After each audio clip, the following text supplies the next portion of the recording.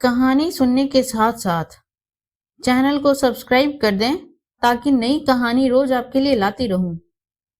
नवरात्रि के दूसरे दिन मां ब्रह्मचारिणी की पूजा की जाती है। देवी के इस रूप को माता पार्वती का अविवाहित रूप माना जाता है। इसके अलावा मां ब्रह्मचारिणी को ज्ञान, तपस्या और वैराग्य की देवी माना जाता है। मां ब्रह्मचारिणी का मतलब है तप का आचरण करने वाली। मां ब्रह्मचारिणी के एक हाथ में जप की माला और दूसरे हाथ में कमंडल रहता है। इस दिन उन कन्याओं की पूजा की जाती है जिनकी शादी तय हो गई है लेकिन अभी शादी हुई ना हो। इस दिन उन्हें अपने घर बुलाकर पूजा के बाद भोजन कराकर वस्त्र, पात्र आदि भेंट करने चाहिए। देवी ब्रह्मचारिणी साक्षात ब्रह्म का स्वरूप है। मां ब्रह्मचारिणी के इस लोक के समस्त चर और अचर जगत की विद्याओं की ज्ञाता माना जाता है। मां ब्रह्मचारिणी सफेद रंग के वस्त्र धारण करती हैं। माता के दाहिने हाथ में जप की माला और बाएं हाथ में कमंडल सुशोभित है। मां ब्रह्मचारिणी पवित्रता, शांति, तप और शुद्ध आचरण का प्रतीक मानी जाती हैं। मां ब्रह्मचारिणी की पूजा विधि: प्रातः जल्दी उठकर स्नान आदि से निवृत्त हो जाएं। स्नान के पश्चात सफेद वस्त्र धारण करें। घर में मौजूद मां की प्रतिमा में मां ब्रह्मचारिणी का स्वरूप स्मरण करें। मां ब्रह्मचारिणी को पंचामृत से स्नान करवाएं। मां ब्रह्मचारिणी को सफेद या पीले वस्त्र अर्पित करें। मां ब्रह्मचारिणी को रोली, अक्षत, चंदन आदि चढ़ाएं। मां ब्रह्मचारिणी की पूजा में गुड़हल या लाल रंग के फूल का ही प्रयोग करें। मां ब्रह्मचारिणी का ध्यान करें और उनके मंत्रों का जाप करें। मां ब्रह्मचारिणी की आरती उतारें और भोग लगाएं।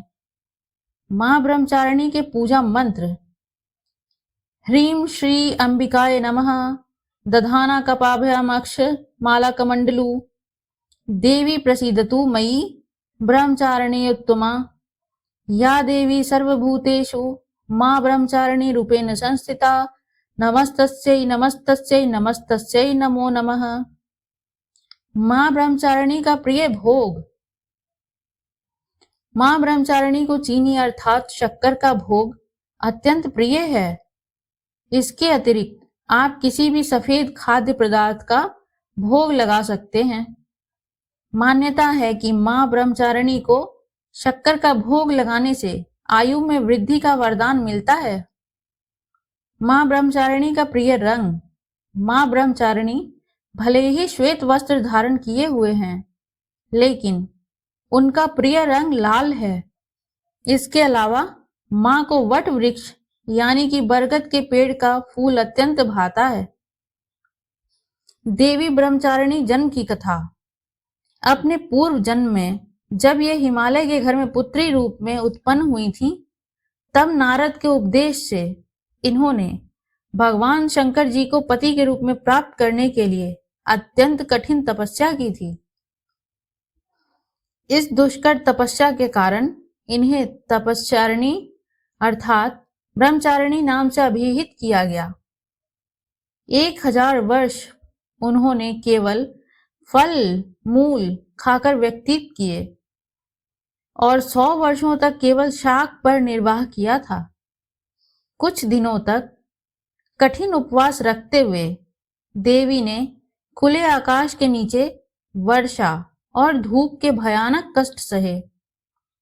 इस कठिन तपस्या के पश्चात 3000 वर्षों तक केवल जमीन पर टूटकर गिरे हुए बेलपत्रों को खाकर वे भगवान शिव की आराधना करती रहीं।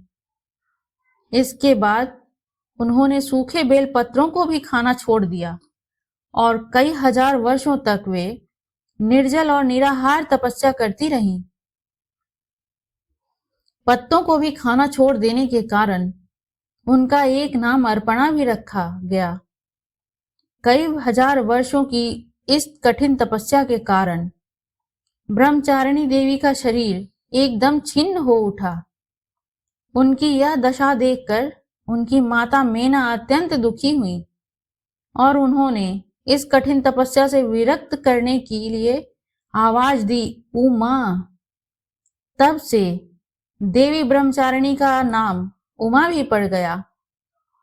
उनकी इस तपस्या से तीनों लोकों में हाहाकार मच गया।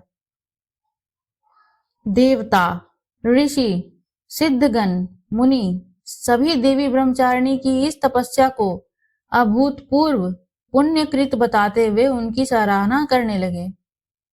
अंत में पिता ब्रह्मा जी ने आकाशवाणी के द्वारा उन्हें संबोधित करते हुए प्रसन्न स्वर में कहा, हे देवी, आज तक किसी ने ऐसी कठोर तपस्या नहीं की जैसे तुमने की है। तुम्हारे इस अलौकिक कृत्य की चारों ओर सराहना हो रही है।